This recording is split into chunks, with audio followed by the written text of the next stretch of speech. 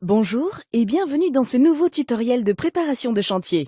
Aujourd'hui, nous allons découvrir ce que sont la maquette numérique et le BIM. Commençons d'abord par analyser le circuit traditionnel des informations autour d'un chantier de construction. Les échanges se font de manière linéaire, d'intervenant à intervenant. Chaque échange nécessite une vérification et une validation du travail de l'intervenant précédent. Pour illustrer ce cheminement, partons d'un exemple. Un plan est produit par un architecte au stade de la conception. Ce plan est envoyé au bureau d'études structure, chargé de réaliser le dimensionnement. Il est également envoyé au bureau d'études fluides, ainsi qu'à tous les intervenants concernés. Chaque bureau d'études travaille sur sa part de la conception. Après plusieurs jours, le bureau d'études structure n'a pas d'autre solution que de demander une modification des plans architectes pour pouvoir assurer la stabilité de la structure. Malheureusement, cette modification de la structure du bâtiment rend complètement caduque le travail réalisé par tous les autres bureaux d'études qui devront alors recommencer intégralement.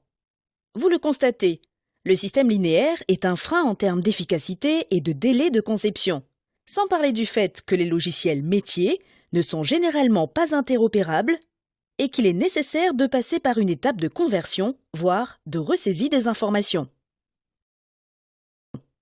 Le BIM vise à bâtir une organisation radicalement différente, un système radial. Le BIM est donc avant tout un processus, dont l'objectif est de placer la conception au cœur des échanges en permettant un travail collaboratif autour d'un avatar virtuel du bâtiment. Il s'agit de la maquette numérique. Maquette numérique et BIM ne désignent donc pas la même chose. La maquette est un des outils du BIM, que l'on pourrait considérer comme l'outil principal, mais qui doit nécessairement être accompagné par une démarche de collaboration active de la conception. Comment fonctionne une maquette numérique ? La maquette numérique est un modèle en 3 dimensions du bâtiment à construire. Il constitue en quelque sorte son avatar numérique. Mais la maquette n'est pas un modèle 3D inerte.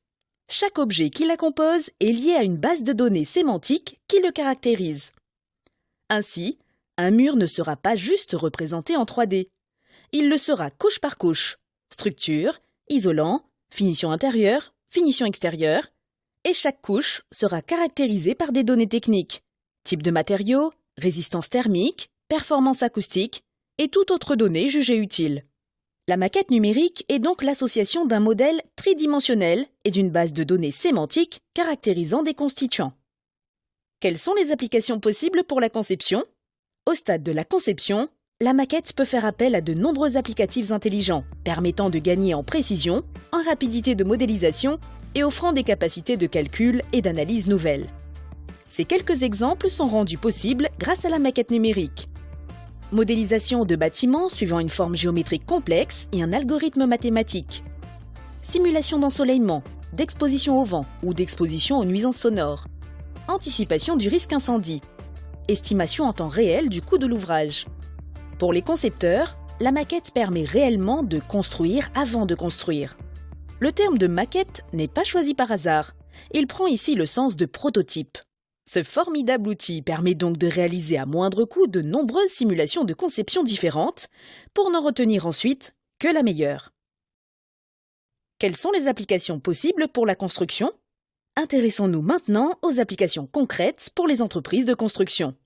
Au stade du chiffrage, la maquette permet à la fois une meilleure compréhension de l'ouvrage grâce à la visualisation 3D, mais également une extraction directe des quantités issues de la maquette, matériau par matériau, caractéristique par caractéristique et de manière localisée. Exploiter la maquette permet donc d'améliorer énormément la précision des offres et de réduire le délai d'étude. Au stade de la préparation de chantier, les quantités extraites de la maquette permettront de bâtir un planning cadencé précis et cohérent. Ce planning servira alors de base de travail pour toutes les autres missions de méthode liées à la préparation de chantier, telles que les rotations de banches, les plans de passerelles, les plans d'installation de chantier.